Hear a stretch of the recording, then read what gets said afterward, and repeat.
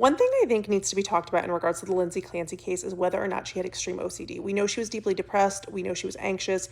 We know what the doctors could and couldn't diagnose her with at the time that she was seeing them. But when her mother was on the stand today talking about how Lindsay was having extremely paranoid thoughts and very illogical thoughts, she talked about how Lindsay wasn't really wanting to drive anymore, so she'd have her mom pick her up so that they could go get the kids from school. But then she would tell her mother that she felt like maybe the teachers thought it was strange that she wasn't driving to the school to pick her kids up anymore. You could tell there was just a series of irrational thoughts going on in her head, and that the constant rumination just never stopped. And then there's also this discussion in my comment section about why didn't her mother take her kids? Why didn't her mother separate her kids from her if she knew that she was going to harm her kids or had thoughts of harming her kids? Keep in mind, Lindsay never shared this with any of the medical professionals she had been seeing. She never said that she had homicidal thoughts or thoughts of harming her children. And I think we know now a part of that is because she didn't want to separate from her kids, which is why one can argue that she strangled all three of her children before she attempted to commit suicide, possibly so that they could all be together in the afterlife. Now, of course, she wouldn't tell medical professionals this because she didn't want any medical professional to file paperwork and try and separate her from her children. And we don't really know the extent of discussions that went on between Patrick, Lindsay, and Lindsay's mother when she confessed to them that she was having thoughts of harming her children. Did they say, hey, I think maybe it's a good idea if you just take a break from parenting right now and let the kids stay with me? And if they had attempted that, would that have made Lindsay feel out of control even more? If we pay close attention to her ruminating thoughts, that probably would have made her feel threatened in some sort of way or triggered even more of that depression and anxiety that she was having.